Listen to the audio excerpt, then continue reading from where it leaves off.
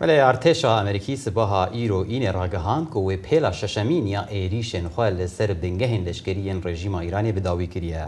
جال یکی دن و ولاتین رجلات ناوین ادعاین پاسدارن ایران رد دکن و دبیجن که ارتش ایرانی ناوند و سازین سیویلین وان ولاتان دکن آرمانج نهاجی ام دچن جم هفکاری خواه سوران خاطری پیام نیره دنگ امریکا لوزارت درو یا امریکی سوران چه گرگلین بهتر درباره وان ایریشن داویل جمتهنه؟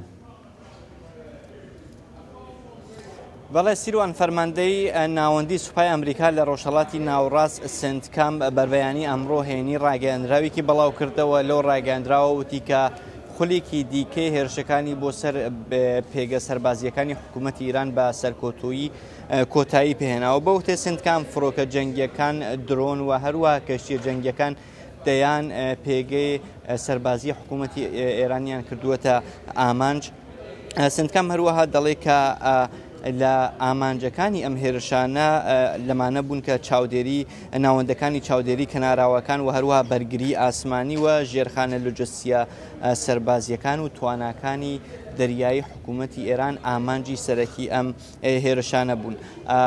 بەوتێ سنتکام ئەم هێرشانە بە فەرمانی فەرماندەیی گشتی هێزە چەکدارەکان یانەیە سەرۆکی ئەمریکا دۆناڵد ترامپ کراوە دوو ئامانجی سەرەکی هەبووە. یەکەم ئامانج ئەوە بووە کە تواناکانی حکوومەتی ئێران بۆ هێرشکردنە سەر کەشتیەکان لە تەنگەی هۆرمۆز کەم کاتەوە و هەروەها توانای ئامانجی دومیشی ئەوە بووە کە کاردانەوەیەک بێ بۆ هێرشەکانی حکوومەتی ئێران بۆ سەر ئەم کەشتیانە و حکوومەتی ئێران بەرپرسیارەتی بخاتە سەر حکوومەتی ئێران بۆ ئەم هێرشانە.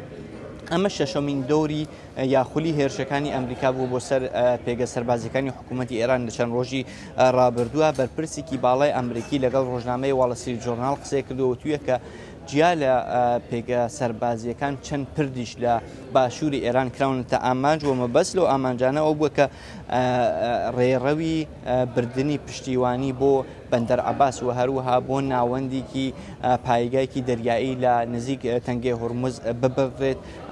ئەو بەرپرسی ئەمریکا دەڵێ کە حکوومەتی ئێران لە ئەم ناوەندە دەریایە کەڵک وەردەگری بۆ هێرشکردنە سەر کەشتیەکان. دوای هێرشەکانی ئەمریکا ئەوە حکوومەتی ئێران بە پاساوی ئەوە بە بانگەشەی ئەوە کە لە بنکەکانی ئەمریکا لە ڕۆژهەڵاتی ناوەڕاستەدا هێرشی کردشن وڵات لە ڕۆژهەڵاتی ناوەڕاست، بەڵام ئەم وڵاتانە بانگەشەکانی حکوومەتی ئێرانی ڕەت کردەوە لە پاڵەوەش خودی ئەمریکاش بانگەشەکانی حکوومەتی ئێرانی ڕەت کردەوە. یەک لەو هێرشانە بۆ سەر ئوردون بوو. ئەوە حکوومەتی ئێران وتویە لە پایگایکی ئەمریکامانداوە لە ئوردون، بەڵام ئوردون ڕەتی کردوەوە، دەڵێ سێ موشکی حکوومەتی ئێرانمان خسووەتە خوارەوە. هەر لەسەر ئەمە ئەیمن سەفەدی کە دەبێتە وەزیری دەرەوەی ئوردون قسەی کردووە، دەڵێ بوونی هێزەکانی ئەمریکا لە ئوردون لە چوارچێوەی شەڕی دژی داعشدایە، لە چوارچێوەی ئەو هاوکاریانەیە لە نێوان ئوردون و ئەمریکا لە بواری بەرگریدا و ئوردون هیچ ڕۆڵێکی نییە لە شەڕی نێوان کۆماری ئیسلامی و ئەمریکادا. هاوکات سوپای پاسداران بانگەشەوەی کردبوو کە لە بنکەی ئەلتەنەفی داوە کە دەکەوێتە نێوان سووریە و ئوردون و عێراق بانگەشەوەی کردبوو کە لە ئەم هێرشەدا بۆ سەر ئەلتەنەف چەند سەربازی ئەمریکی کوژراون و چەند کەسیش بەدیل گیراون. هەر لەسەر ئەم بابەتە سنتکام فەرماندەی ناوەندی سوپای ئەمریکا ڕاگەیاندراوێکی بەڵاو کردەوە ئەم بانگەشەیە بە درۆ خسەوتی هیچ سەربازێکی ئەمریکایی لە سووریە و لە ڕۆژهەڵاتی ناوەڕاست نەکوژراوە و یا بەدیل نەگیراوە. بەرپرسێکی سووریەش لەگەڵ ئاژانسی فرانس پرس قسەی کردووە ئەو بانگەشەیە درۆ خسووتەوە وتویە هێرش نەکراوەتە سەر بنکەی ئەلتەنەف.